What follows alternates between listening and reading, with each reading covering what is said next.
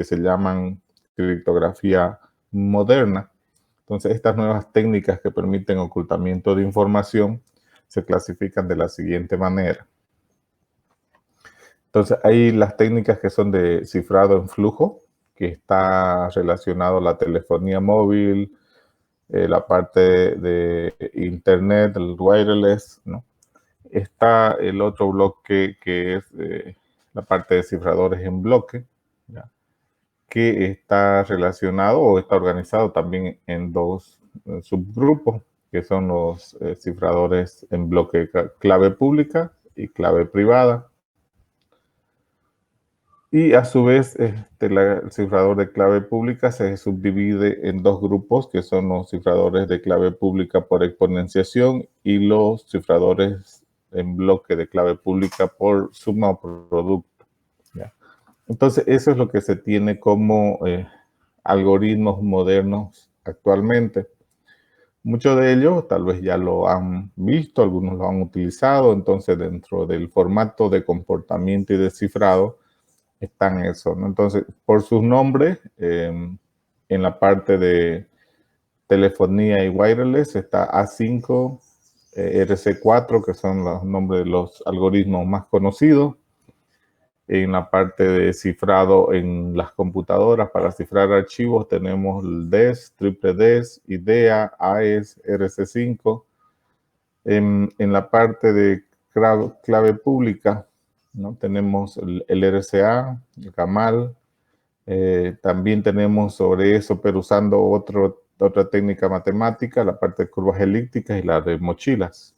Entonces, en base a esto es todo lo que se tiene en los algoritmos creados. Obviamente los algoritmos más conocidos van a ver que es la parte del RCA, el triple DES, ¿no es cierto? Y los algoritmos de funciones hash, que si bien no están aquí, forman parte de uno de los pilares de la seguridad. Entonces, el cifrador en flujo permite recibir la información de un punto A a un punto B.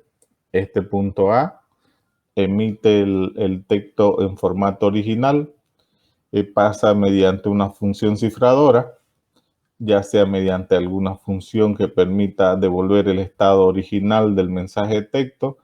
El mensaje se va cifrado por la línea de transmisión y al otro lado el receptor recibe el mensaje cifrado y hace el proceso inverso de descifrado para tener el texto original. Puede contar con una clave que permite hacer más complejo el proceso de cifrado, o también puede estar sin clave. Entonces, si se comparte la clave tiene que tener el emisor y el receptor para poder trabajar, ¿no? Ya habíamos visto que cuando se utiliza una clave, el problema de la clave secreta es que tú tienes que compartirla, y para compartirla tienes que enviarle por algún medio público y ahí ya comprometemos la clave, ¿no? Generalmente el algoritmo de cifrado se utiliza una función avanzada de XOR que me permite hacer este proceso. Entonces, como la imagen muestra, nosotros podemos tener un mensaje en texto claro M.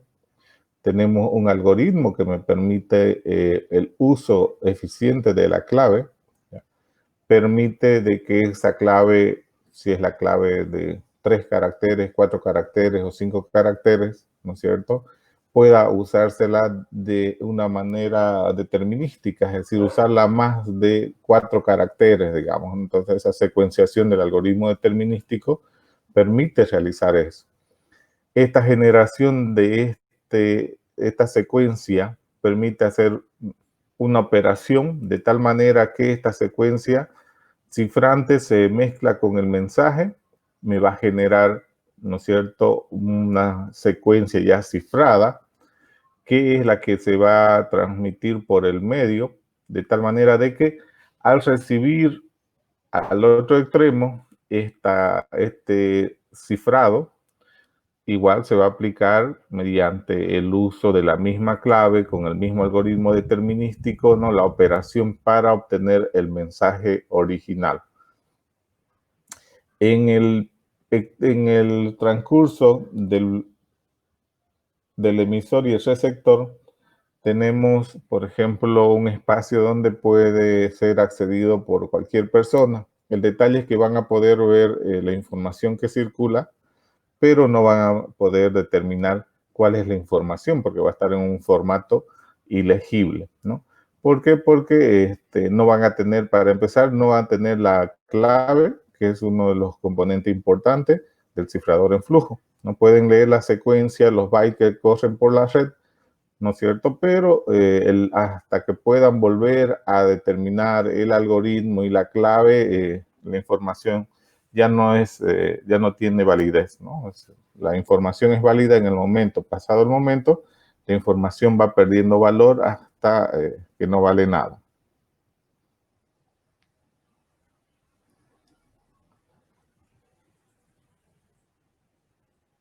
Los cifradores de este tipo, a ver, me está queriendo volver esto.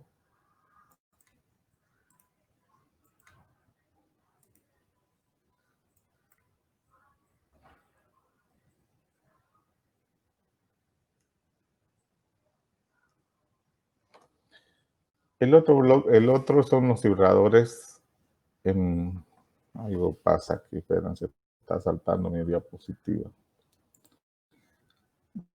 Aquí lo voy a colocar.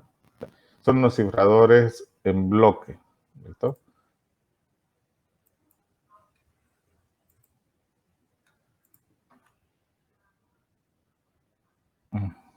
Sí, se pasa de la presentación automáticamente, se sale, ya. Entonces, estos cifradores, lo que permiten entonces es el poder tener, ya, la forma, el mensaje se divide en segmentos, ¿no es cierto? En segmentos de, puede ser 32, 64, 128 bits.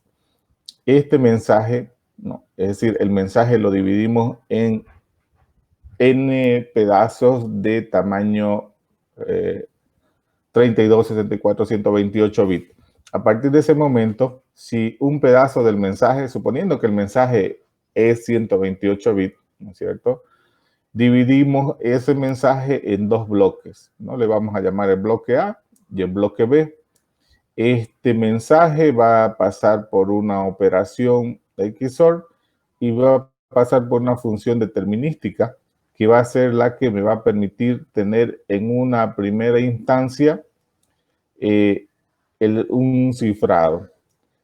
Este resultado, ¿no es cierto? Yo puedo agarrar y volverla a aplicar las veces que sean necesarias, ¿no? Entonces, hay algoritmos que utilizan 6 ciclos repetitivos de este proceso, 9 veces repetitivo de este proceso para lograr una mayor encriptación, es decir, una fortaleza mucho más alta. Fíjense que similar al algoritmo de cifrado en flujo, hay una función determinística que recibe, ¿no es cierto?, una clave.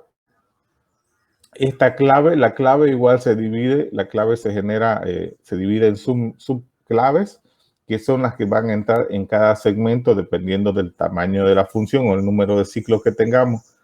En el proceso de cifrado se aplica de esa forma, de tal manera de que, ¿no es cierto?, en un primer ciclo nosotros vamos a tener una salida, ¿no es cierto?, de una operación del primer bloque A, ¿no?, un XOR, por el valor X1 que me genera la función. El segundo bloque va a tener la misma, ¿no? El bloque B va a tener una operación por X1. ¿No? Esto lo podemos repetir n veces. ¿Listo? Si nuestro algoritmo cifrador fuese de un solo ciclo, ¿no?, el texto cifrado sería el que tenemos ahí a continuación, sería la concatenación, a ver si lo pueden ver, de estos dos textos. La salida ahí son igual de 32 bits si fuera un mensaje de 64 bits, ¿no? Si fuese un mensaje de 128 bits serían bloques de 64 y 64. Entonces, el resultado cifrante sería lo que tenemos ahí abajo. Ese sería el texto cifrado en el primer ciclo. Pero este texto, fíjense que ahí tenemos un resultado, podemos decir A sub 1.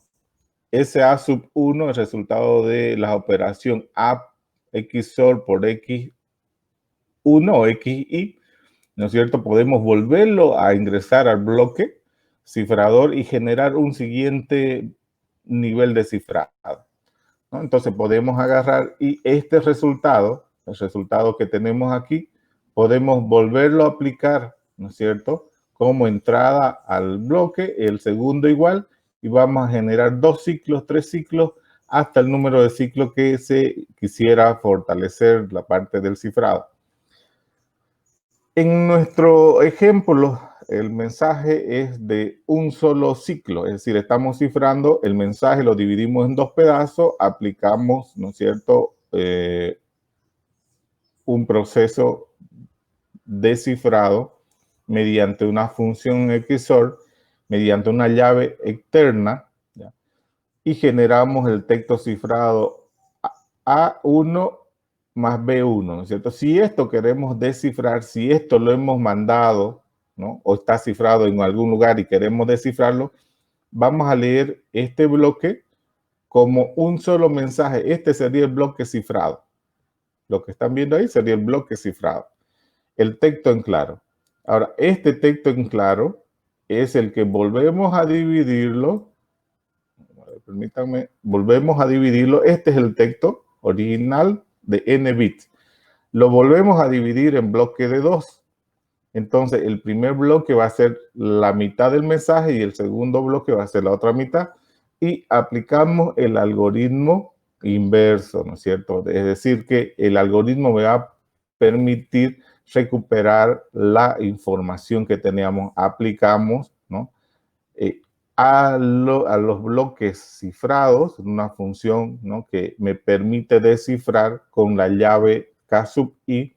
El resultado es que vamos a tener como salida el texto original, el mensaje de n bit lo vamos a tener en esa salida.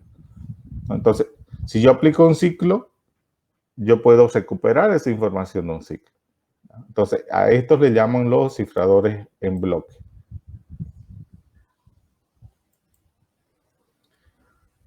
Bueno, algunos de los cifradores en bloque, por ejemplo, tenemos aquí el DES, AERS, IDEA, RC5, RC6, Blowfish, CAS, ¿no? El cifrador por defecto para sistemas simétricos es el AES, ¿no? Entonces, ha demostrado una fortaleza y esa fortaleza nos permite tener eso. Ahora, ¿cuál es el problema? Que necesita, al igual que el anterior, una clave. Y ahí tenemos un problema. ¿Cómo enviamos esta clave secreta desde el emisor al receptor?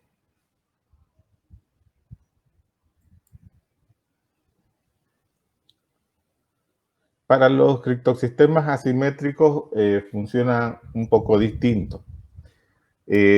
Para enviar un mensaje, yo necesito 2 claves. Una clave pública que va a estar colgada en un servidor accesible a cualquier persona y una clave privada, que es la que me van a otorgar a la persona que fuera o que forme parte de ese sistema simétrico, asimétrico. Entonces, cuando el emisor, por ejemplo, quisiera mandar un mensaje, este emisor tiene que obtener sus 2 llaves, ¿no?, mediante algún sistema de infraestructura que le permitan dar. Dentro de esas 2 llaves, quien le genere las llaves, una llave va a poner de acceso público para todos los miembros de ese criptosistema público y a él le van a entregar la llave privada. Entonces, esta llave privada, ¿no es cierto?, se puede usar para hacer ciertas cifras. Entonces, si yo quiero enviar, imagínense que quien envía un mensaje puede ser de Juan a María. Entonces los usuarios van a usar la llave pública para poder cifrar la información y enviarla al propietario. Es decir, si el receptor es Juan y el emisor es María, María va a utilizar la llave pública de Juan para cifrar el texto y enviárselo. ¿Por qué?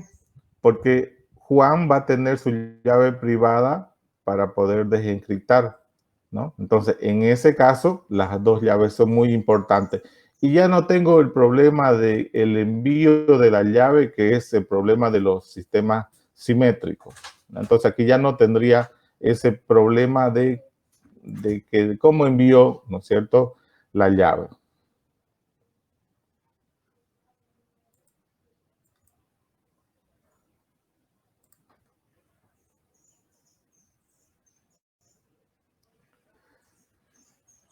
Entonces, los criptosistemas, que los llamamos así, la parte de los sistemas de clave pública y clave privada, ¿no? Se lo puede clasificar, ¿listo? Y lo más común es organizarlo de la siguiente forma, según el tratamiento que se le dé al mensaje. Entonces, si el mensaje es dividido en pedazos para procesarlos, se llaman cifradores en bloque, ¿no? Que pueden haber 64, 128, 256 y se puede cifrar con muchos más bits. Y los cifrados en flujo, que es el que va cifrando, ¿no es cierto?, bit a bit para obtener un texto ilegible. Eso, fíjense que en este caso se dividen en dos grupos, que son los cifradores en bloque y los cifradores en flujo. La otra forma de clasificación están en función al número de claves que ellos utilizan. Ahí vamos a tener los cifradores de clave secreta y los cifradores de clave pública. Los cifradores de clave secreta utilizan una llave o una clave y los cifradores de clave pública utilizan dos llaves.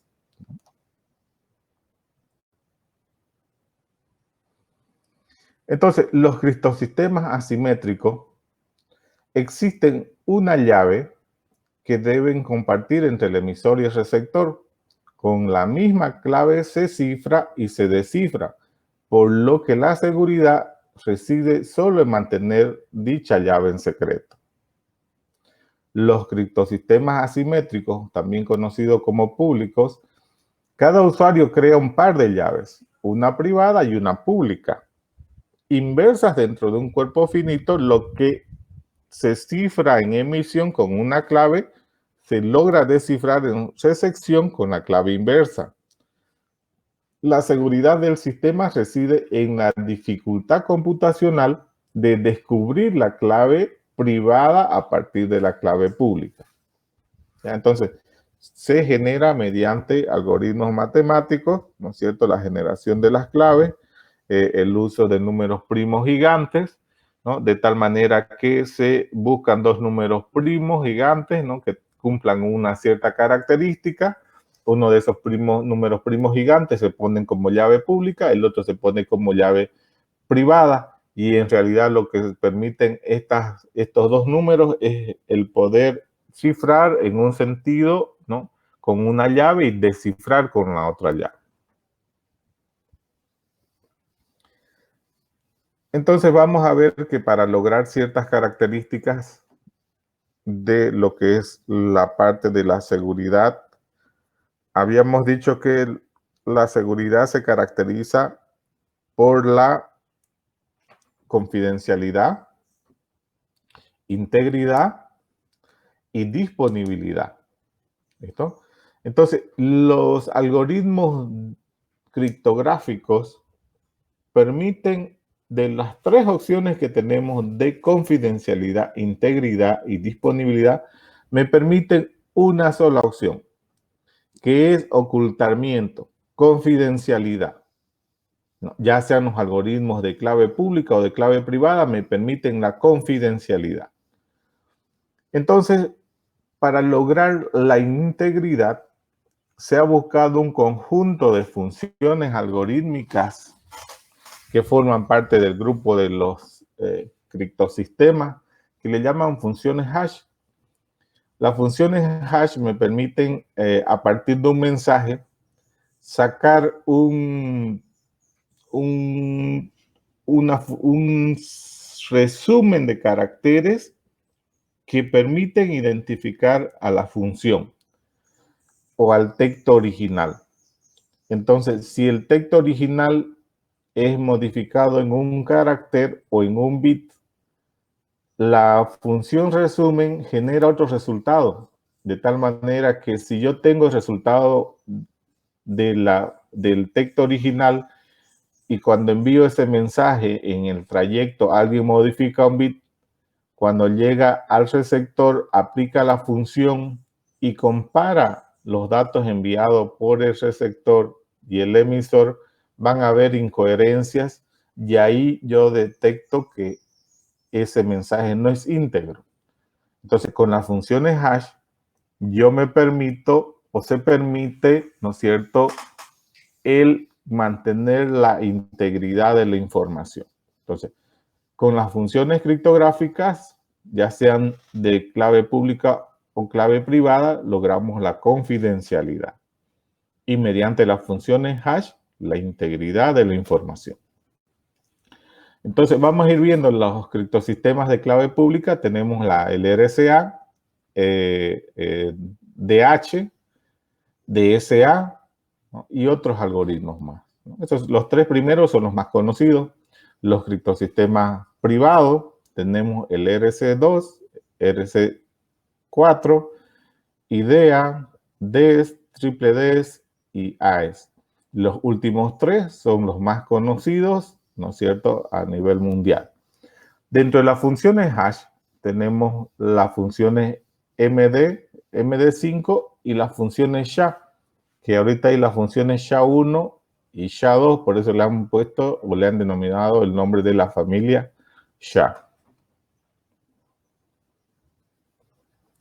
Cuando hablamos de seguridad, nosotros podemos, al usar estos algoritmos criptográficos, podemos describir ciertos niveles de seguridad. Podemos hablar de muy alta seguridad si utilizamos, por ejemplo, el algoritmo RSA más el triple D de 168 bits más SHA-1. Entonces, esto me permite decir que la confidencialidad de la información que yo tengo encriptada tiene una seguridad muy alta. Luego vienen los de seguridad alta. Ahí utilizo RSA bajo la fortaleza, ¿no es cierto?, del otro algoritmo. Utilizo un RC4 de 128 bits, ¿no?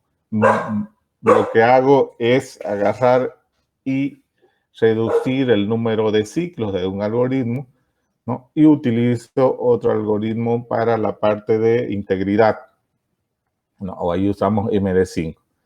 Entonces, con esto podemos decir de que la confidencialidad o el nivel de seguridad de esa información cifrada es alta y podemos tener un conjunto de combinaciones, ¿no es cierto? El RSA por el RC de 128, el RSA más el DES de 56 bits, ¿no? Entonces va bajando el nivel de seguridad, pero todos ellos se conocen como seguridad alta. Después vienen los de seguridad media, ¿cierto? Aplicamos el RSA, el RC4, fíjense que baja de 40 bits y más la función de verificación de integridad MD5, ¿no? Entonces se considera seguridad media, ¿no? El RSA más el RC2 de 40 bits, ¿no?, más MD5, ¿no?, y así. Y se considera de seguridad baja si usted solamente utiliza una función que me va a permitir ver la integridad, ¿no? Entonces, si utiliza MD5 o SHA, cualquiera de las familias SHA, se considera de la seguridad baja. ¿Listo? Entonces, ¿qué quiere decir? Que estamos utilizando, si ustedes ven el RSA, voy a volver a las diapositivas anteriores, estamos usando el RSA, que es como criptografía de clave pública. Yo puedo usar RSA-DH o DSA, ¿no es cierto? Y donde hago como se dice, el cambio de nivel de seguridad básicamente está en el cifrado simétrico, ¿no? Entonces ahí yo puedo utilizar el que vea conveniente porque cada algoritmo tiene un tiempo de ejecución. ¿Listo? El RSA tiene un tiempo de ejecución, ¿no? Tiene un tiempo de cifrado, ¿no? Mientras el algoritmo es más robusto, tarda más. Es decir, que cuando usted utiliza el RSA más el triple D de 168 bits más SHA, el tiempo de encriptación, ¿no es cierto? El tiempo de cómputo para empezar en el lado del cliente va a llevar un tiempo. Y además, si usted quiere encriptar 1 GB de información, usted tiene un tiempo de procesamiento. Luego de ese procesamiento de encriptación en el emisor, cuando usted envía por la red, obviamente todo está cifrado. Pero cuando lo recibe el receptor, va a tener un tiempo de desencriptación que también va a estar, ¿no es cierto?, en el receptor. Y va a depender mucho de la potencia del emisor y del receptor. Fíjense que los equipos de cómputo no son iguales. Entonces, el tiempo de encriptación y desencriptación va a tener mucho que ver con la parte del hardware, ¿ya? Entonces, lo que se hace en estas situaciones es, si no se necesita seguridad muy alta, se utiliza algoritmos de menos bits de cifrado, de tal manera que me permita usar hardware normal, ¿listo? Para el proceso de cifrado y descifrado. Es decir, que no sea un hardware exigente, porque si cifrar con alta seguridad me lleva, no sé, 1 minuto para enviar un mensaje y se baja con uno de seguridad alta a 15 segundos, entonces seguramente vamos a usar el de seguridad alta o si podemos bajar más, ¿no es cierto? Es decir, depende de la cantidad de información que nosotros vayamos a mover de un punto A a un punto B, pero depende básicamente de eso. Entonces, habría que elegir qué nivel de seguridad vamos a usar en la información que tenemos, ¿no? Con respecto a la confidencialidad y a la integridad de la información que queremos manejar. Entonces, generalmente,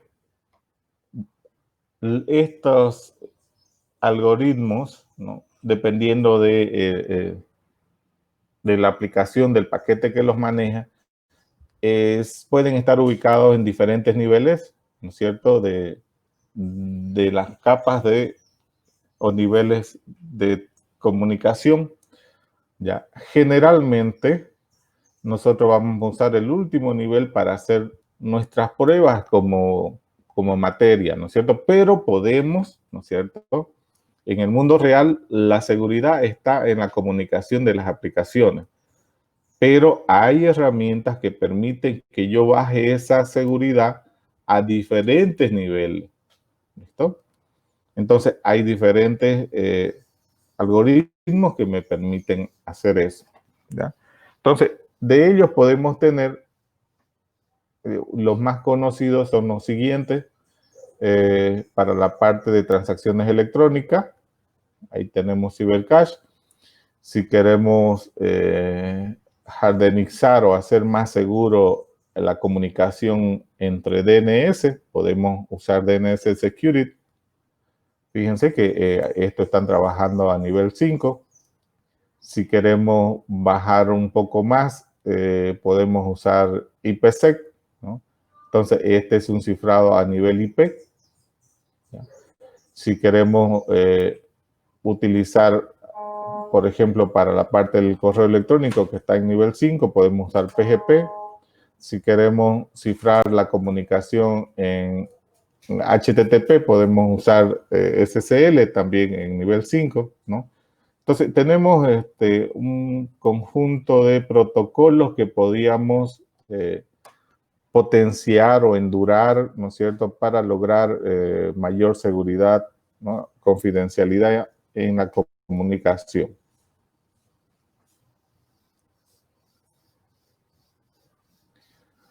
Cuando comparamos las claves, ¿no? Hemos nosotros visto de que hay dos formas que yo puedo utilizar. Uno son los criptosistemas públicos y dos son los criptosistemas privados.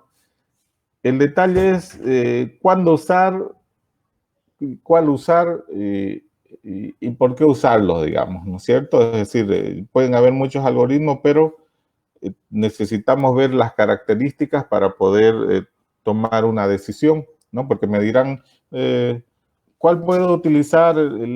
¿Cuál de ellos se adecua? Bueno, primero tenemos que saber cómo funcionan, ¿no es cierto? Es decir, el tiempo de respuesta y demás cosas. Entonces, en este sentido, de nuevo está mal esto, a ver, permítanme.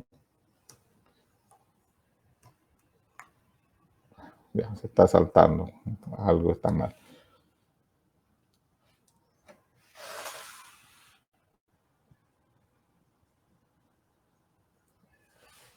Ya veamos. Manejando las claves. Fíjense, la clave secreta, los algoritmos de clave secreta, nosotros tenemos que manejar una clave, ¿no?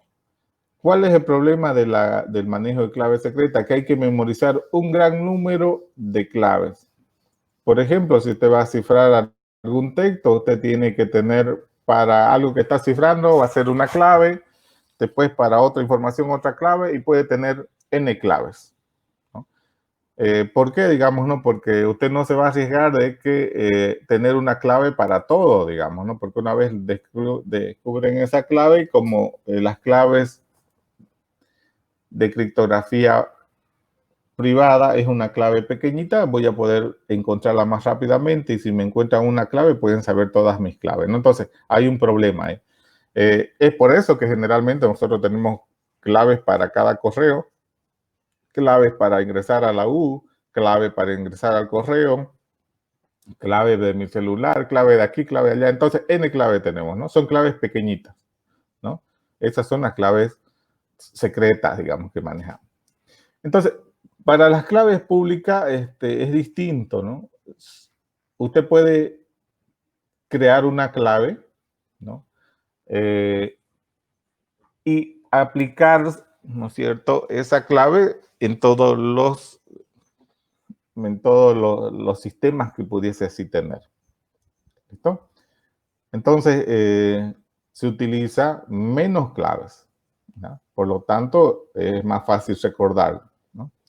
Entonces, en cuanto a la gestión de claves, será mucho más eficiente los sistemas de cifras asimétricos, pues los simétricos no permiten una gestión lógica y eficiente de estas claves. En los sistemas asimétricos solo es necesario memorizar la frase o palabra de paso para acceder a la clave privada, ¿cierto? Entonces, ahí lo que se está realizando es que es más fácil tener, o la administración es más fácil con la clave pública.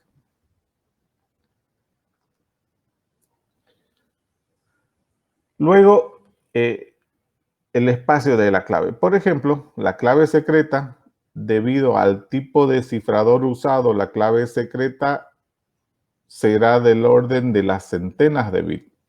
Es decir, su clave va a estar conformada de 128 bits o más.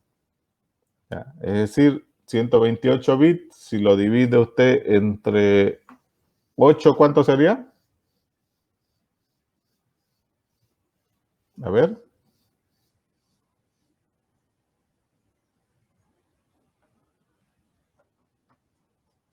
¿Cuánto es? 128. A ver, saquen su celular, ahí calculen.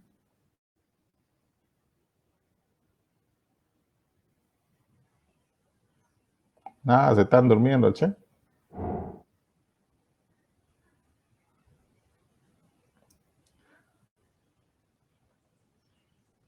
2 a la 16 es 128, ¿no es cierto? Es decir, mi clave va a ser de al menos 16 eh, caracteres, ¿no? Para que yo pueda. En cambio, en la parte de llaves públicas, ¿ya? Mi llave pública puede tener valores mayores a 1024.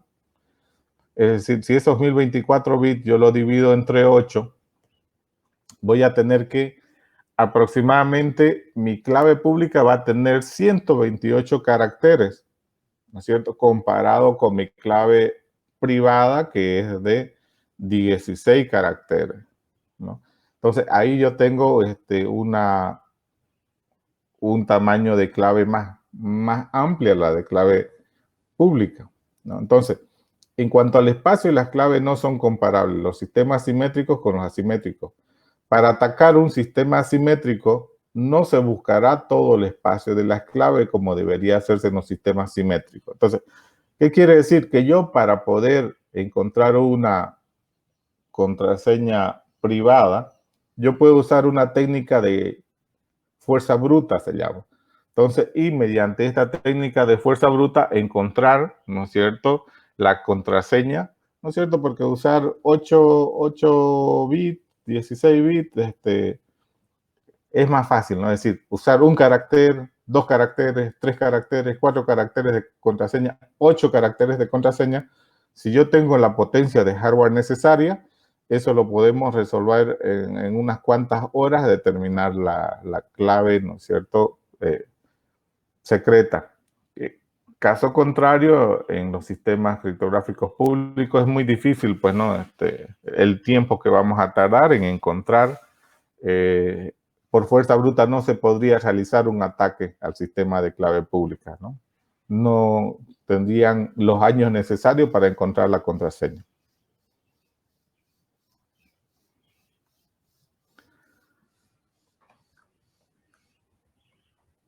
¿Cuánto vive una clave? Cuando hablamos de criptosistemas privados, la clave secreta es muy corta, ¿no? Generalmente se utiliza para una clave de sesión.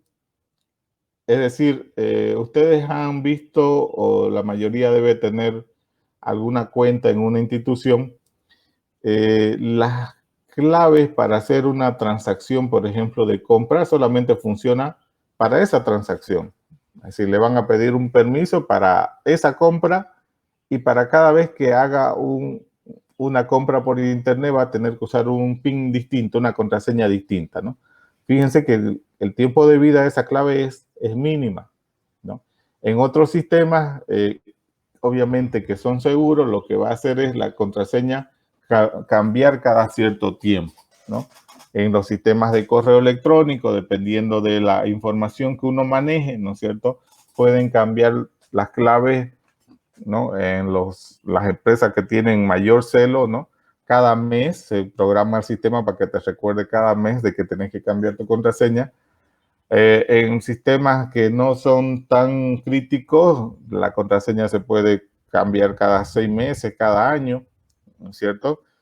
Considerando de que la clave debe de tener más caracteres, ¿no es cierto? Entonces, bajo ese concepto. En la parte de vida de una clave pública, entonces, generalmente cuando usted obtiene una llave, ¿no es cierto?, un credencial de este tipo, puede durar varios años, ¿ya? Entonces, ¿por qué? Porque quien le da la contraseña, ¿no es cierto?, quien le da es una entidad privada o una entidad pública certificada que va a cuidar su contraseña pública para que puedan usar, ¿no? Y va a garantizar de que usted es usted, ¿no? Entonces, en ese caso, es mucho más eficiente la parte pública. En cuanto a la vida de una clave en los sistemas simétricos, está muchísimo menor que las usadas en los asimétricos. La clave de sesión es aleatoria, en cambio, la simétrica es propia del usuario, ¿no? Algunos bancos están usando que cuando usted quiere ingresar, las que detectan, usted pone su código de usuario, le manda un mensaje al celular para poder entrar en esa sesión. La siguiente vez que entra al mismo banco, pone su código de usuario, le manda otro código para poder iniciar. Estos están en los sistemas de las entidades financieras más serias, ¿no? Es decir, su código de ingreso cambia, ¿no es cierto?, cada vez que quiera hacer un ingreso. Hay otras instituciones financieras que, como eso tiene un costo, lo que hacen es el ingreso al sistema lo mantienen con una clave fija, pero las partes, las transacciones son con una clave dinámica. Ahí lo maneja el Mercantil Santa Cruz, ¿no? Tienen su token, tienen su aplicación móvil, el BCP y varios bancos que están trabajando de esa forma.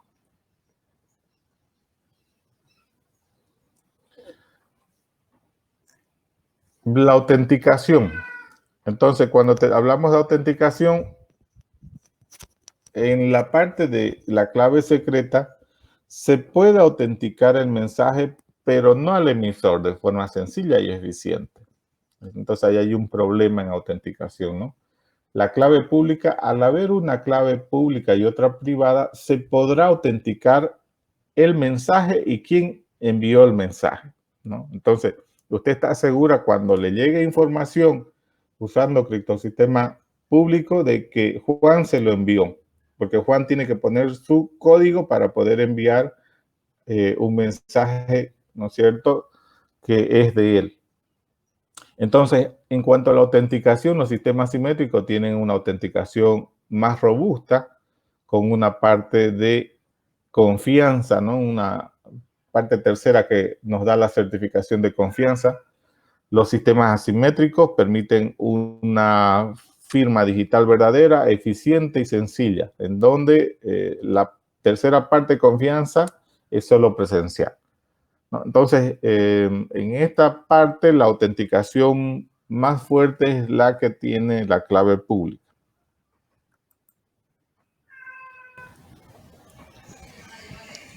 La velocidad de cifrado.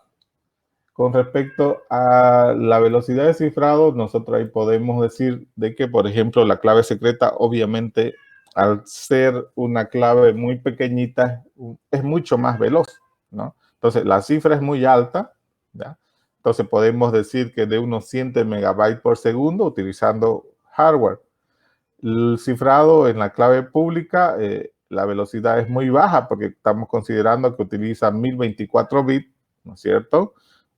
Y para eso la velocidad puede bajar a cientos de kilobytes por segundo. Entonces hay una diferencia muy alta, ¿no es cierto? Entonces, en cuanto a la velocidad de cifra, los sistemas asimétricos son de 100 a 1000 veces más rápido que los asimétricos, ¿no? En software la velocidad de cifra es más baja, ¿ya? Entonces estamos hablando a nivel hardware, hardware dedicado para estas tareas.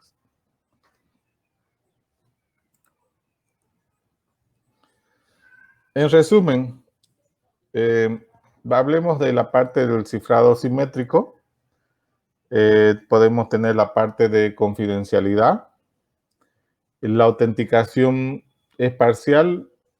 Podemos saber que la clave que usamos con Juan, no llegó el mensaje con esa clave y se descifró, pero no podemos saber si Juan lo envió, porque si Juan le prestó a otro amigo la clave y ese otro amigo me mandó a mí la información cifrada, yo no puedo saber si ese otro amigo o quién fue, ¿no? No puedo saber ni siquiera que es Juan, ¿no? Si a Juan se la sacan a la fuerza de su contraseña y él le envía con esa contraseña cifra y envía a María un mensaje, María no va a saber si ciertamente fue Juan o fue otra persona. El cifrado simétrico no usa firmas digitales. Las claves, ¿no?, tienen una longitud pequeña, una vida de excepción muy corta y bueno, y podemos usar un número elevado de claves. La velocidad de cifra es muy alta. En el sistema asimétrico tenemos la confidencialidad, la autenticación total, porque el tercero me da esa posibilidad. Podemos usar firma digital. Las claves obviamente son un poco más grandes porque son números gigantes que habíamos dicho, números primos gigantes que se generan. La vida de la clave es larga, ¿no? Meses o años.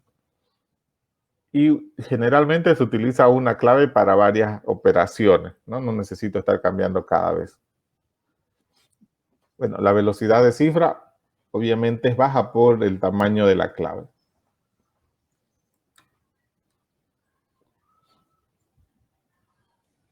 Algoritmos que se utilizan actualmente, ¿ya? Ahí tenemos el DES, ¿ya? Usado desde el año 76.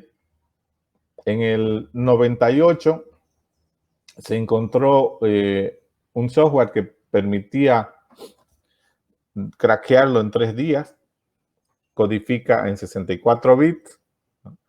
Con claves de hasta 56 bits, ¿no? Entonces los bloques son de 64 y las claves pueden ser de hasta 56 bits. Usan una red Feistel, que son los bloques. La que vimos era una red Feistel, ¿no? Utilizan 16 rondas más 2 permutaciones al inicio y al final, es decir, 16 veces repite esa red que les mostré, esa red Feistel, donde divide en 2 pedazos, aplica una función XOR más la función con la clave.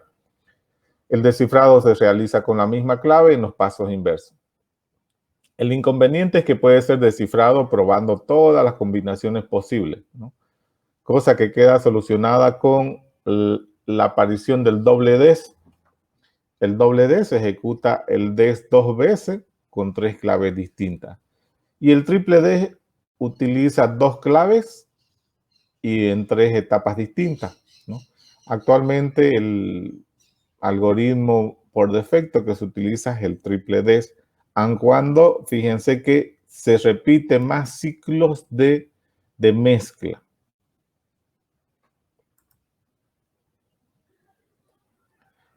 Otro algoritmo no muy conocido en nuestro medio, pero que en Estados Unidos y Europa han estado trabajando, es el IDEA.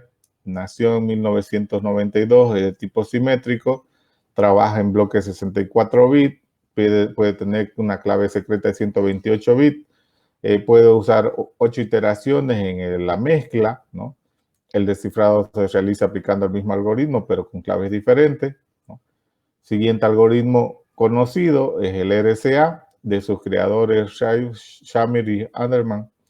Este es asimétrico, ¿no? Es base para lo que es el algoritmo PGP actual y se basa en la dificultad de factorizar números grandes, ¿no? El algoritmo descrito básicamente para encontrar la contraseña pública y privada del RSA sería el siguiente.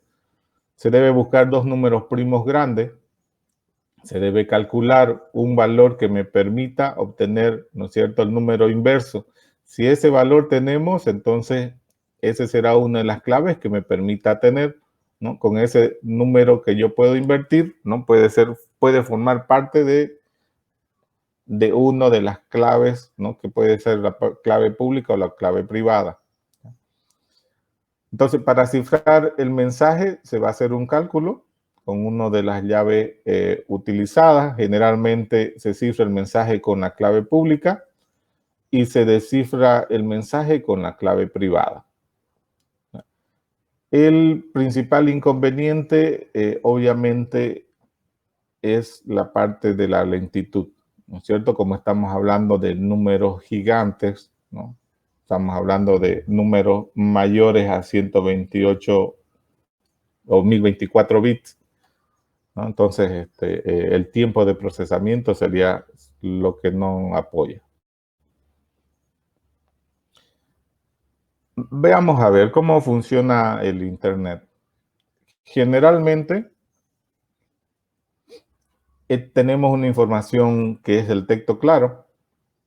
Esta información, lo que queremos de esta información es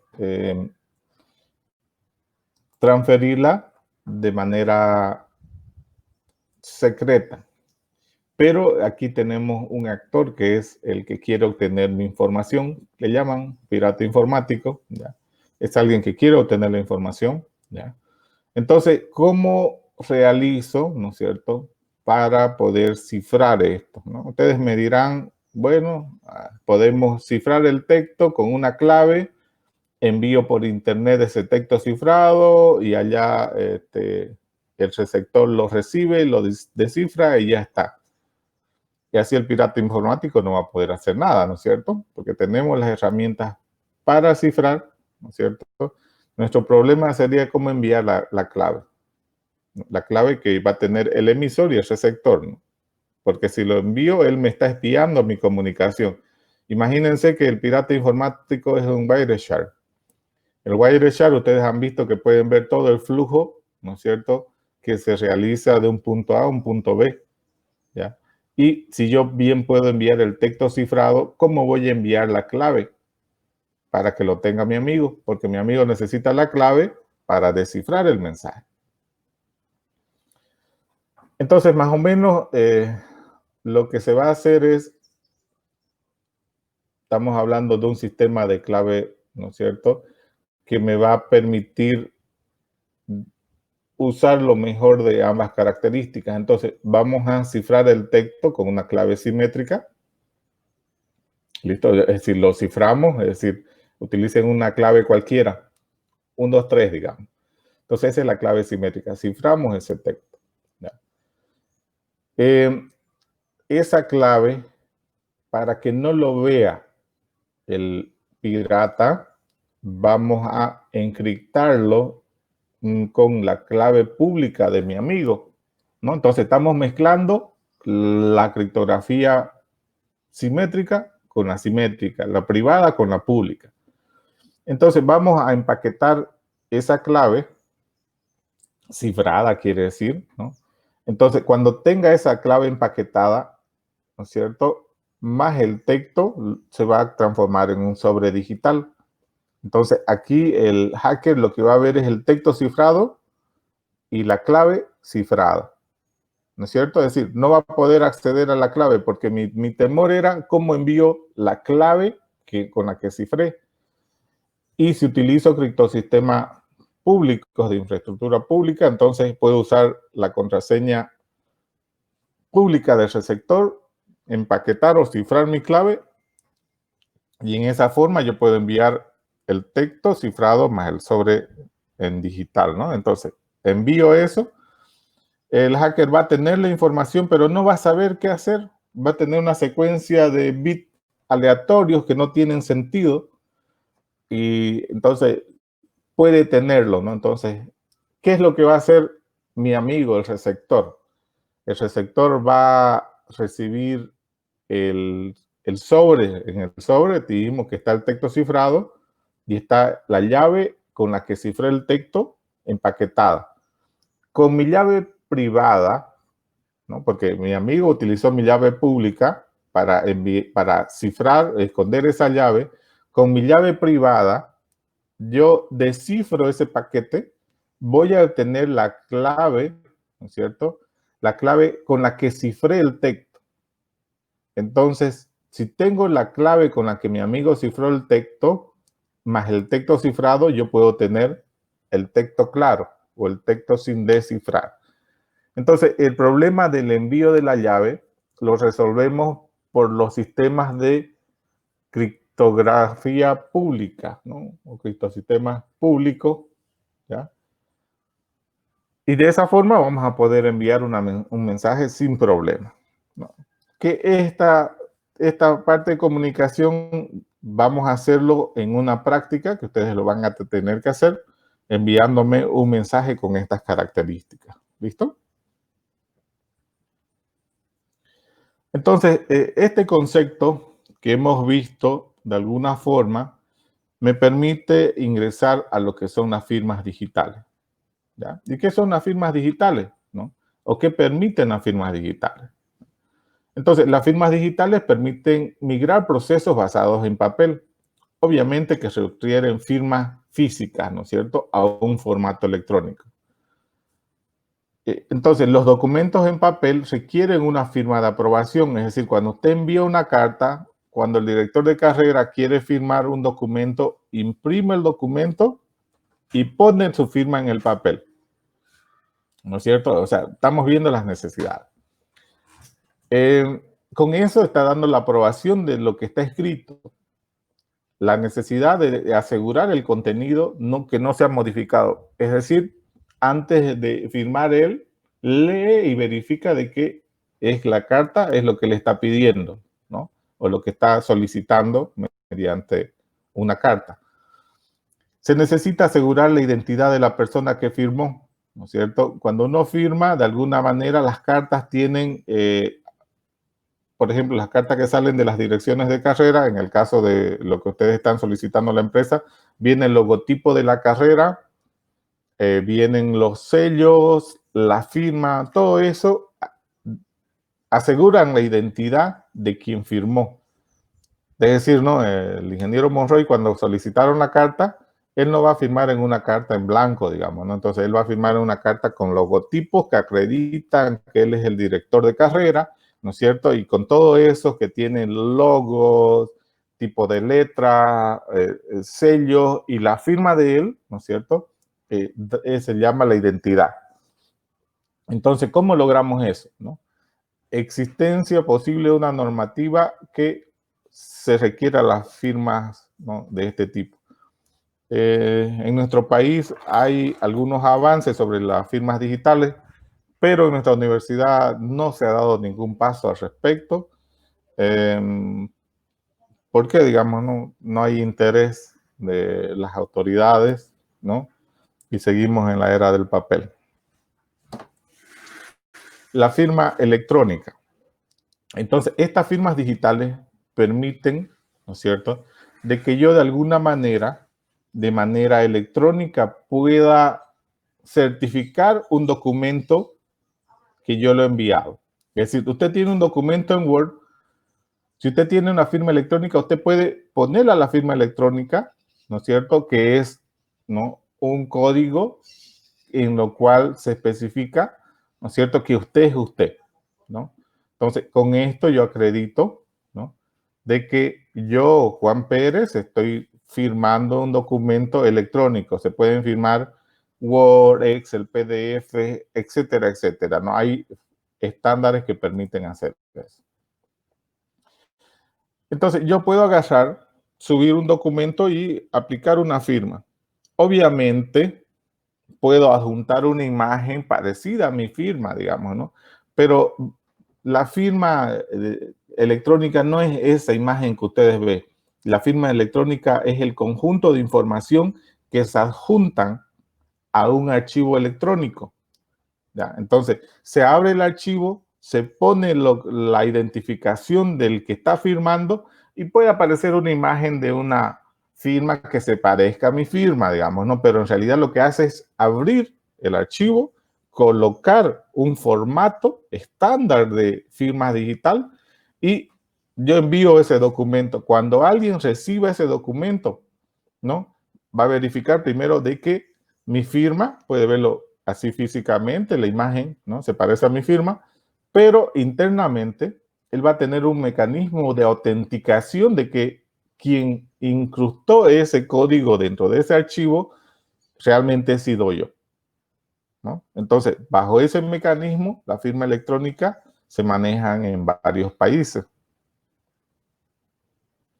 Entonces, esta firma digital actualmente se vincula con quienes firman. ¿Por qué? Con quienes firman, ¿no? Pueden haber eh, representantes naturales o jurídicos con respecto a la firma digital. Entonces, va a depender de las leyes que tenga un país para lograr la aplicación. ¿Listo? La firma electrónica tiene las siguientes características. Está relacionada a una persona, a un firmante, ya sea natural o ya sea jurídico, es decir, a una empresa o a un individuo. Está relacionada con los datos y obviamente cuando yo firmo un documento, quien recibe el documento puede verificar si alguien en el transcurso del envío modificó y puede verificar quién lo envió, ¿no? Además, permite verificar, ¿no es cierto?, si lo recibió la carta, ¿no? Entonces, permite, fíjense, tres cosas importantes: la confidencialidad, la integridad, ver que quién me lo envió, tener certeza de que me lo envió María, ¿no es cierto?, tener certeza que lo leyó Juan, ¿no? Entonces, en ese caso, me cubre desde el inicio al final todo el proceso, por lo tanto, puedo garantizar de que ese documento es auténtico y es íntegro. Bueno, veamos cómo se podría hacer similar a lo que explicamos, pero esta vez con firma digital. Entonces, una firma digital contiene una llave pública, obviamente.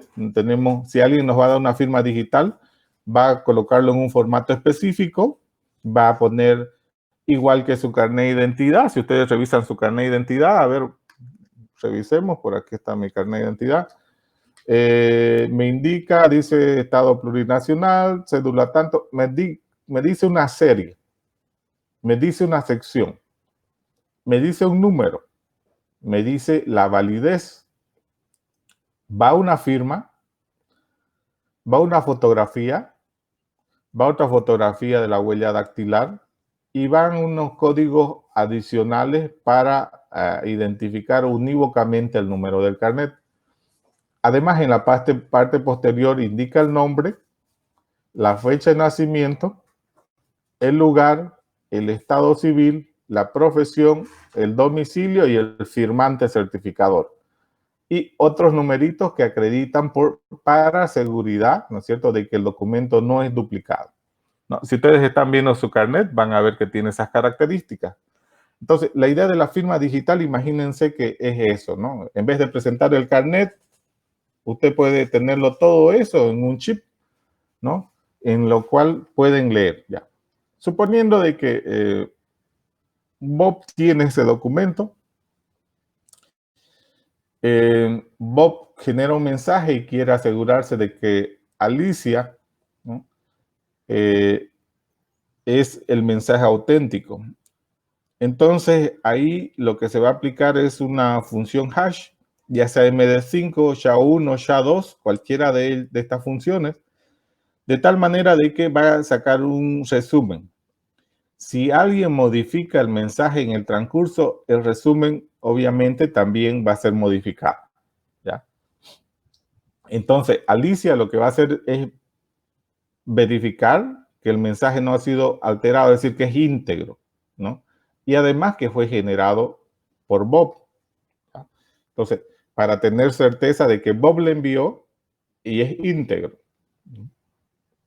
Entonces, estamos viendo en este caso lo que hace la firma digital, ¿no? Verificar de que, uno, no ha sido modificado y que es de propiedad de Bob. Ay, de nuevo se salta esto. Espérenme, está cruzado esto. Ya, ahí está. Entonces, fíjense, lo que vamos a hacer en este caso es Alicia, ¿no?, va a verificar mediante esa función, la va a cifrar y va a formar parte del mensaje. Es decir, Bob, ¿no es cierto?, va a utilizar eso para el mensaje. Entonces, ¿cómo Alicia verifica? Entonces, va a leer el mensaje, pero lo que interesa es la firma de Bob. Entonces, Alicia va a usar, ¿no es cierto?, la clave pública de Bob, va a desencriptar para ver la función resumen, va a aplicarle al mensaje una función resumen, una función hash, y si ambos resultados son iguales, el mensaje es auténtico, ¿ya? Entonces, fíjense que lo que hizo Bob al mensaje le sacó una función resumen, similar a lo que vimos anteriormente. A esa función resumen la encapsuló, a ese encapsulamiento le llamamos firma, y envió el mensaje original más la firma. Alicia recibió el mensaje más la firma, usa la clave pública de Bob para sacar esa función resumen, ¿no?, del mensaje, saca la función resumen, y si son iguales, el mensaje es auténtico. Si son diferentes, alguien modificó el mensaje. Miren que el mensaje no lo estoy cifrando, en ningún momento estoy usando cifra, sino que estoy verificando del que el mensaje es auténtico, ¿no? Lo que me interesa con la firma digital, que el mensaje es auténtico. ¿Puedo además cifrar el mensaje? Claro que puedo, digamos, ¿no? Pero en este momento lo que estamos viendo es cómo funciona la firma digital, ¿ya? Entonces, la firma digital me garantiza de que el mensaje es auténtico, que es de la persona quien la envió, ¿no es cierto? Es decir, puedo saber eso. Muy bien. Bueno, la firma digital, hay varios formatos de firma digital. Vamos a ver que cuando hagamos la parte de seguridad en los servidores, utilizamos PEN. Por la parte de identificación de personas, está usándose el protocolo PKCS. Entonces, pero hay varios estándares. ¿Listo? Entonces, estos dos van a ser lo que generalmente son de facto en el uso, ¿ya? A nivel nacional está así en varios países, ¿ya?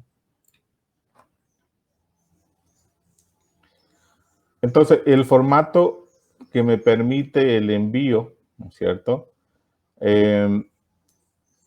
Ha sido desarrollado por los laboratorios RCA y me permite garantizar que la información que se envía es correcta, ¿no? Desde la data, ¿no es cierto? Y la información privada, fecha, hora y demás.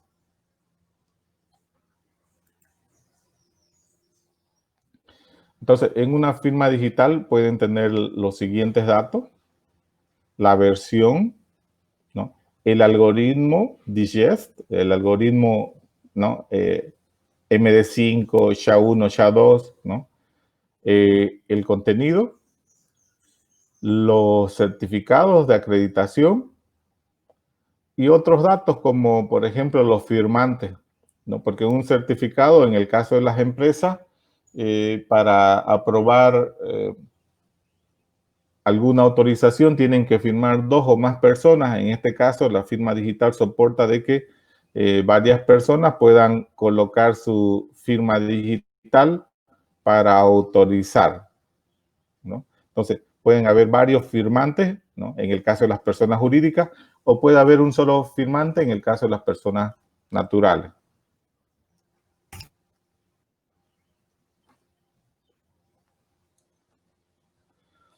Entonces, la firma digital, para que sea reconocida, ¿no? Tiene que tener, obviamente, las garantías, no, garantías en las normas, ¿no? Las garantías legales, pero también necesitan un conjunto de software que me permitan aplicar esas garantías, ¿ya? Entonces, una vez que la firma es reconocida de manera legal, ¿ya? Lo que se procede y qué características debe de tener, ¿no? Para empezar, tiene que tener un certificado digital reconocido, obviamente, ¿no? En un estándar internacional. Este certificado tiene que ser emitido por una autoridad certificadora. Ya. Si lo comparamos con el carnet, este sería el formato del carnet, este sería el CEGIP, el que lo emite, ¿no? Entonces, aquí estaría el formato que vimos anteriormente, ¿no? El formato PKCS7, ¿ya? Aquí estarían las autoridades certificadoras. En este caso podríamos hablar de la AFI, que está certificando, o hay otra institución a nivel Bolivia igual que está haciendo las certificaciones. Entonces, pudiese ser el órgano estatal o el órgano financiero en este caso para tener un certificado. Se necesita un dispositivo seguro de firma. ¿Qué quiere decir? Que la firma, por la criticidad de la información, tiene que estar en imagínense un USB que cuando usted lo escriba, para empezar, nadie lo pueda leer o lo puedan leer solamente las aplicaciones autorizadas. ¿Listo? Y no pueda duplicar ese flash. para empezar, para que no se dupliquen la firma digital. Entonces, un dispositivo seguro que bloquee las copias y demás cosas. Y que esa firma digital solamente sea usada por programas especiales. Entonces, si tengo un flash con todas esas características, ¿no? Entonces es un dispositivo seguro. Es el token que le llaman en los bancos actualmente. Si alguien de ustedes tiene un token, se van a dar cuenta de que es parecido a un flash. En el caso del BCP le sale un numerito ahí al lado donde le va indicando, digamos, el PIN que va a utilizar en el momento de la transacción. No, ese, bueno, es un token más avanzado, pero lo que se necesita es que ese dispositivo no pueda copiarlo, no pueda modificarse, ¿ya? Entonces, y que la firma sea leída solamente por un programa autorizado. En este caso, ese dispositivo generalmente viene con un conjunto de programas que permiten leer la firma digital y además ese conjunto de programas permiten firmar documentos, ya sea Word, Excel o lo que ustedes quieran, ¿no? Que permitan incrustar nuestra firma digital a estos documentos, ¿no? Es decir, estos programas, yo le digo a tal archivo, voy a firmarlo. Abro el archivo, le digo firmar, él incrusta electrónicamente un conjunto de bytes que es mi firma. Ese archivo, una vez firmado, yo lo puedo enviar a quien yo quiera y ese es un documento válido que yo estoy firmado con un dispositivo seguro, con una aplicación segura, ¿no es cierto? Que no se va a duplicar, ¿no? Quien reciba ese archivo, él va a abrirlo y obviamente puede verificar que yo he firmado, ¿no es cierto? Porque ahí va a estar mi firma digital, ¿no? Y puede tener certeza de quién lo firmó y quién lo envió.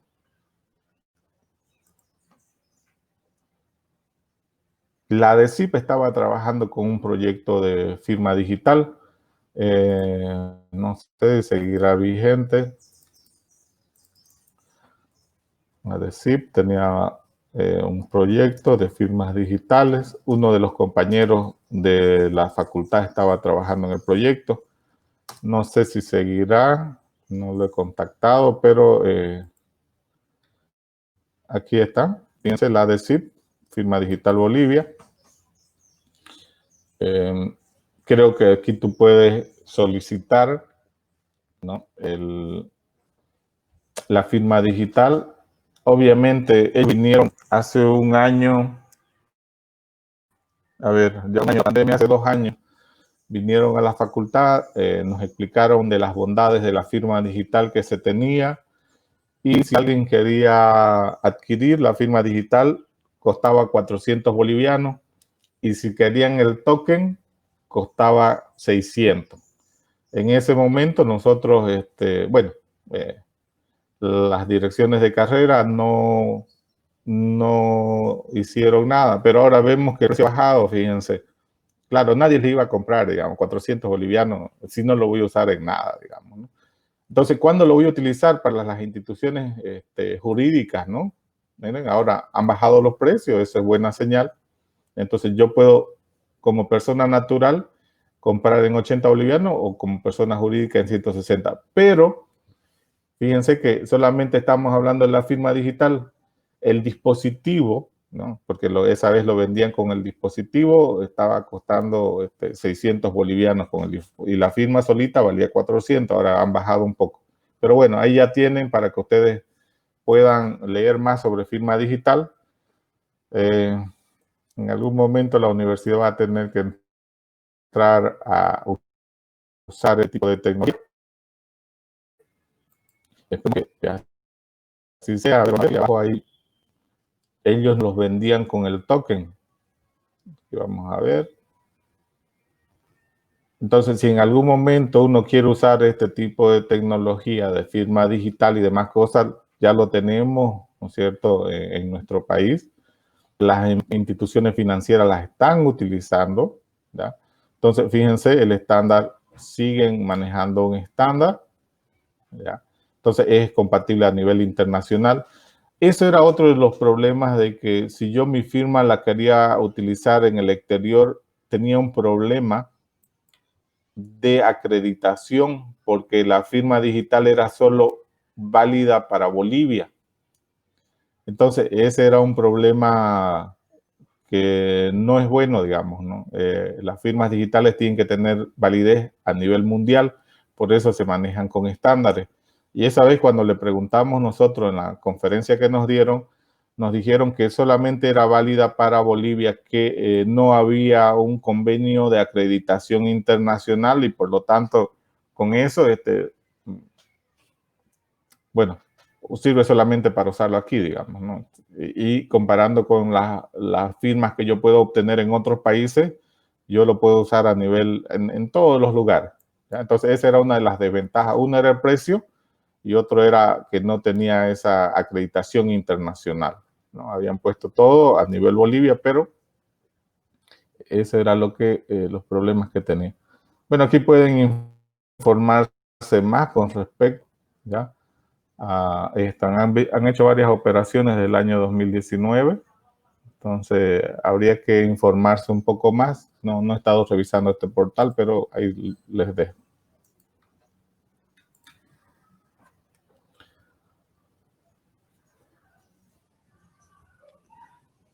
Bueno, las firmas digitales en escenarios avanzados, ¿no es cierto? La firma que me permite, firma cualificada con validez a largo plazo, se necesita incluir un sello de tiempo, ¿no? Útil para desde cuándo va a estar activa hasta cuándo se va a caducar. Se puede firmar en grupo, eso es para empresas jurídicas, ¿no? Se puede garantizar la integridad del mensaje, la aprobación de todos los miembros, ¿ya? Entonces, es interesante tener. Y algo que es importante es que en ciertas condiciones permiten tener el anonimato, ¿no es cierto? En el caso de los balotajes o las votaciones, se puede garantizar de que una persona votó por no saber que votó por alguien, es decir, ser anónimo. Voy y voto y nadie sabe por quién voté. Entonces, tiene unas características muy útiles que se utilizan en todo el mundo. Bueno, una vez que hemos hablado de todo esto, vamos a dar una tarea. Ya, lo siguiente. Van a crearse un certificado digital. No les estoy pidiendo que compren ni nada. En este caso, hay varias instituciones como Cómodo que me puede dar un certificado para correo electrónico. Entonces vamos a ir, nos sacamos un certificado, vamos a escribir nuestra hoja de vida en una hojita, nacimiento, con nuestra fotito, todo. Vamos a comprimirlo y vamos a ponerle al comprimir una contraseña de 10 caracteres. Vamos a cifrarlo con una herramienta simétrica. Ustedes eligen. Vamos a usar otra herramienta de ocultación que se llama esteganografía. Ya voy a darle un color salvaje aquí, a ver dónde están los colores.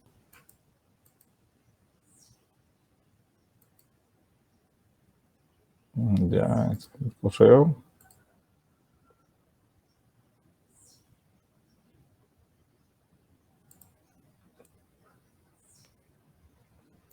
Ya.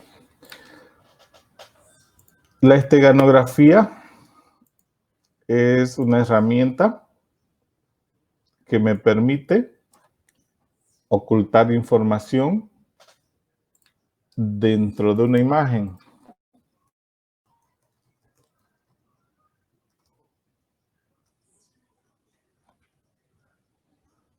Entonces, puedo buscar una herramienta de esteganografía, cualquier que sea software libre. Siempre que yo haga esteganografía, lo que se va a hacer es, dentro de una imagen, vamos a ocultar. ¿Qué vamos a ocultar? ¿Ya? Vamos a ocultar el currículum. Es decir, este currículum que lo he comprimido, que lo he encriptado, lo voy a ocultar en una fotografía, ¿ya? Entonces, usar esteganografía ¿no? Lo que estoy diciendo aquí es, ¿no?, que en su fotografía me envíe la fotografía que va a contener el currículo adentro. Entonces, en el uso de su fotografía van a usar una foto actual, foto de medio cuerpo, ¿listo? Así como foto de carnet, foto actual. Ahí van a incluirlo su currículo cifrado y me lo van a enviar a este correo desde su email. Pero su email tiene que estar firmado digitalmente. Es decir, que como ustedes ya van a tener una firma digital, ustedes pueden enviarme un correo firmado, cosa que yo voy a saber que usted es quien me envió y no otro. Entonces yo voy a tener certeza de que usted me envió, ¿no?, firmado y a ponerle algo más. Yo puedo hacer dos cosas: firmar digitalmente y cifrar. Y con eso me envían al correo. En el mismo correo me van a escribir abajo de la fotografía con qué zipearon, con qué comprimieron, al ladito la contraseña de la compresión, con qué cifraron, al lado el código del cifrado, la llave. Me van a también decir cuál es el programa de esteganografía que usaron, y también pueden usar llave, que en la esteganografía pueden usar con llave. Entonces, todo eso me lo van a, junto a la fotografía, me van a incluir eso.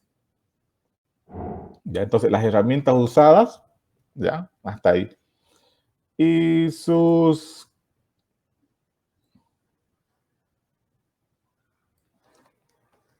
contraseñas, ¿listo? Ya, ahora, ¿por qué les estoy pidiendo esto? Cuando nosotros enviamos correo electrónico de esta forma, hay instituciones que pueden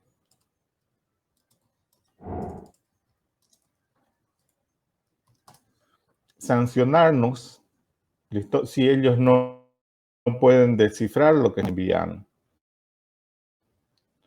Entonces, esto es uno de los gobiernos, Estados Unidos, uno de los gobiernos que me puede colocar en la lista negra de ingreso al país si yo, por alguna razón, cifro a una cierta cantidad de bits superior. Ustedes han visto ya lo que es echelon, ¿no es cierto?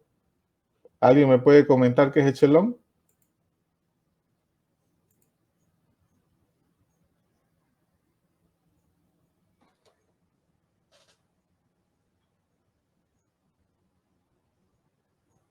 No se los escuchan. Es una de las grandes redes de espionaje.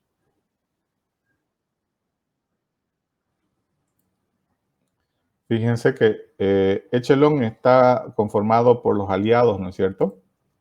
Entonces ellos hacen este seguimiento, y cuando vean nuestro correo que está cifrado, está cipeado, cifrado, esteganografado y además certificado, ellos nos van a querer colocar en la lista negra de la NSA. Entonces lo que vamos a hacer es, para evitar los que van a Estados Unidos tengan visa para allá, para que no los observen, vamos a colocar las herramientas usadas y las contraseñas. Ellos tienen acceso a los correos de Gmail, ¿no? Entonces, cuando no lo querramos, ellos tienen acceso. Entonces, van a poder ver la información de Gmail. Y para que no nos metan en la lista negra y no nos bloqueen los correos electrónicos, vamos a poner las herramientas y las contraseñas. Cosa que le estamos diciendo, sí, hemos hecho esto, pero aquí están las herramientas y aquí están los códigos, no nos molesten.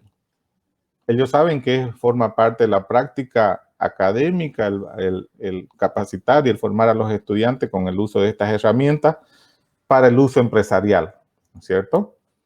Entonces, pero en Estados Unidos la criptografía se puede usar como arma, ¿no? Y generalmente es usada por terroristas. ¿Ya? En este caso, nosotros cuando juntamos esta información, ¿ya?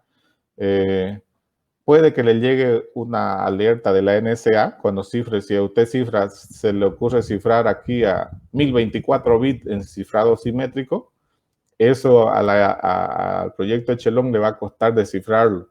Entonces la NSA le manda un mensaje indicando de que usted está siendo observado por haber enviado un correo que Estados Unidos considera el cifrado como arma terrorista y no sé qué cosa.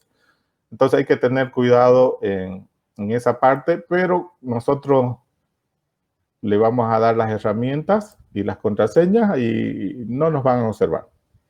Lo que estamos aprendiendo aquí es a usar herramientas criptográficas para proteger información, ¿ya? Y eso es lo que se utiliza en las empresas para proteger la información. ¿Listo? Solamente que como Gmail forma parte de Estados Unidos, todo lo que entren y ellos detecten que hay algo que tengan este tipo de comportamiento, pueden observarnos, ¿listo? Entonces, esa es la tarea que tienen que hacer.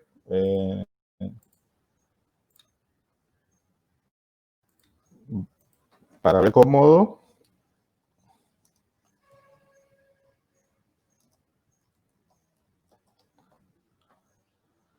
Cómodo te puede dar certificado válido. Entonces tú puedes agarrar y obtener un certificado, creo que por 90 días te lo dan para probar. Entonces sacan un certificado. Ese certificado, cuando ustedes lo realicen, ese certificado se va a quedar generalmente en el navegador. Ya hay que tener cuidado porque una vez se genera la firma, como es una firma de prueba, tu correo electrónico va a quedar registrado y es necesario que esa firma digital se lo van a enviar mediante el navegador que usted está usando. ¿Ya? Entonces, cuando genere su certificado, utilice una máquina que sea de usted y que sea una máquina segura, ¿ya? Porque para que usted guardar después su firma digital.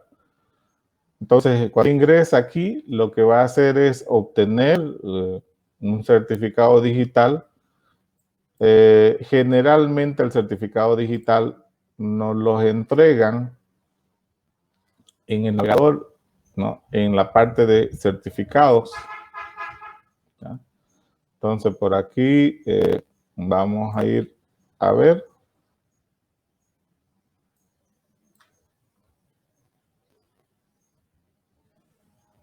Entonces, déjenme buscar un momento dónde está.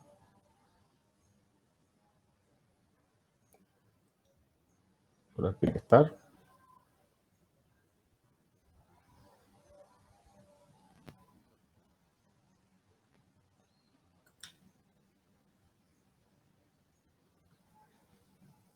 Fíjense, ver certificados.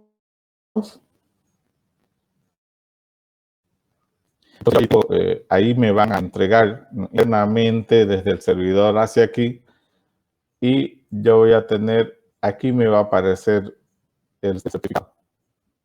Cuando ustedes de aquí ustedes lo pueden exportar para usarlo en otra herramienta, en Thunderbird, en cualquier cliente de correo electrónico para firmar, cifrar y demás cosas. ¿Ya? Entonces aquí va a aparecer ese certificado enviado.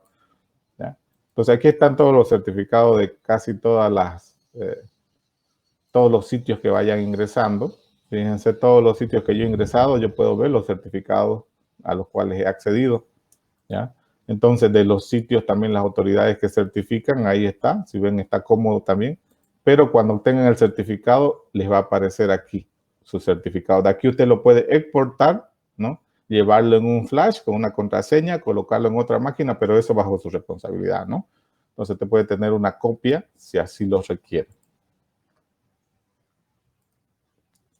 Entonces aquí usted puede agarrar y sacar su certificado digital para hacer todo lo que le estoy pidiendo en esta actividad. Bueno, jóvenes, ¿alguna consulta hasta ahí?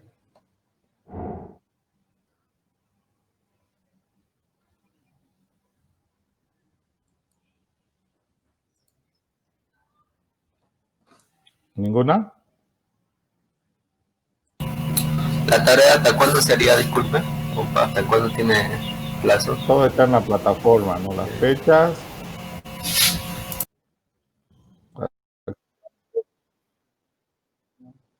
Bueno, se cerró. Es lo que tenemos para hacer. Virtual, déjenme ingresar un momento.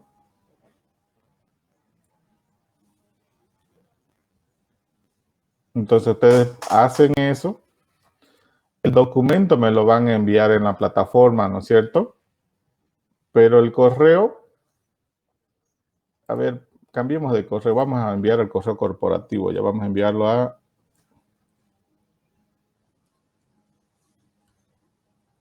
este correo.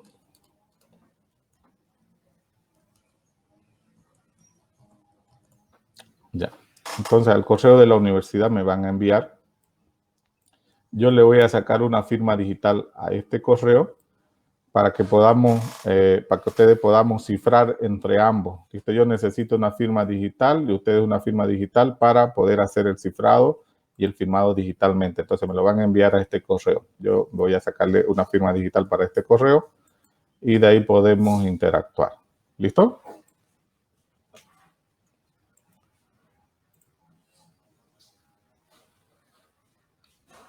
A ver, aquí está hasta el domingo.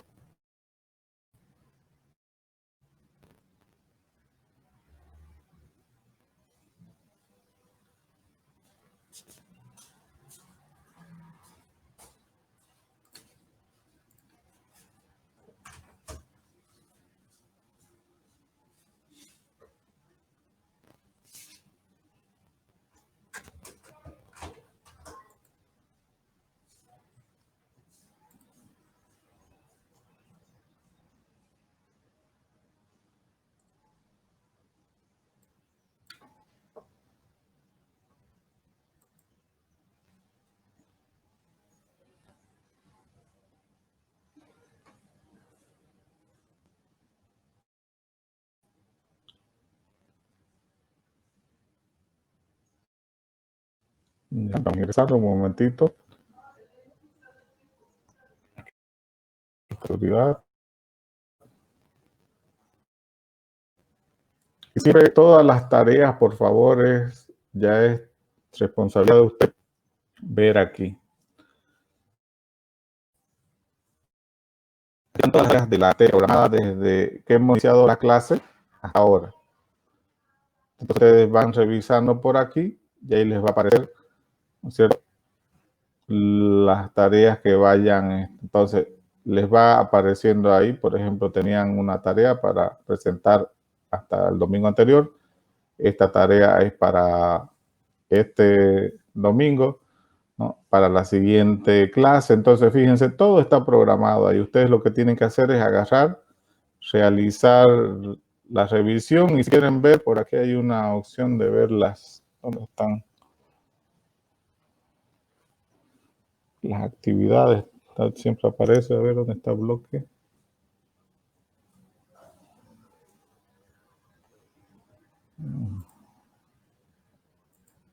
Entonces, pero en el calendario van a poder ver y les voy a dar un bloque para que puedan también ver. Fíjense, eventos próximos, ahí tienen todo lo que viene.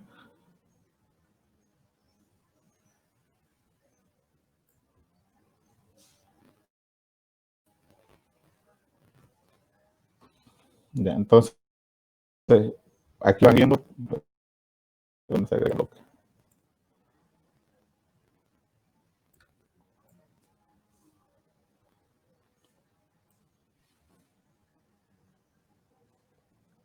Bueno, aquí debería permitirme agregar bloques. ¿Dónde están? Agregar bloques. Aquí está agregar bloques. Un momento, voy a agregar eso. Ustedes necesitan, a ver.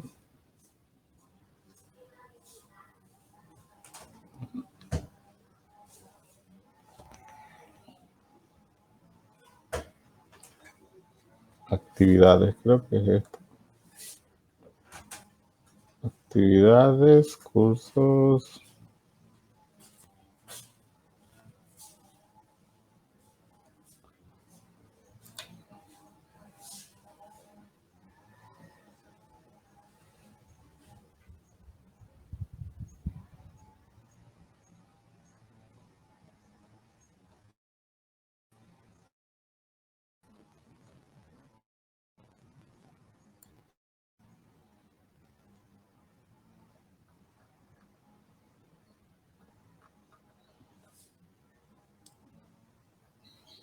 Sí, ahí va saliendo las actividades completas, los eventos.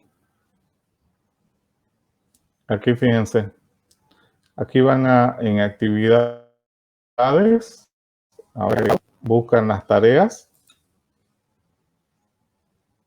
y ahí le va a aparecer todo el reporte de las fechas y demás cosas que tienen que hacer. Entonces, todo está programado ahí. Para que tengan, es lo mismo de la planificación que hicimos, ¿no ves? Es la misma planificación que hicimos aquí, solamente que ya está en el sistema de agregar. El otro lugar que tienen que revisar las presentaciones en el cronograma que hicimos. Aquí tenemos un cronograma.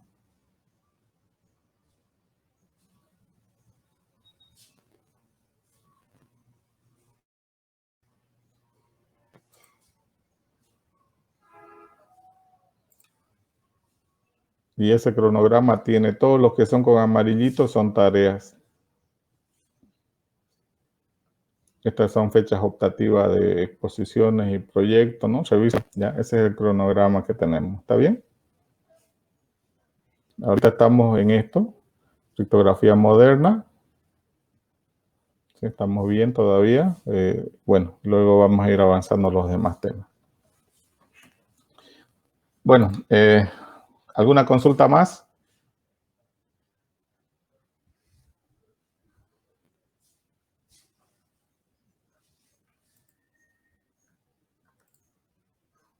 Bueno, si no hay ninguna consulta más, yo les agradezco por su tiempo y nos estamos viendo la siguiente sesión. Gracias. Hasta luego. Hasta luego.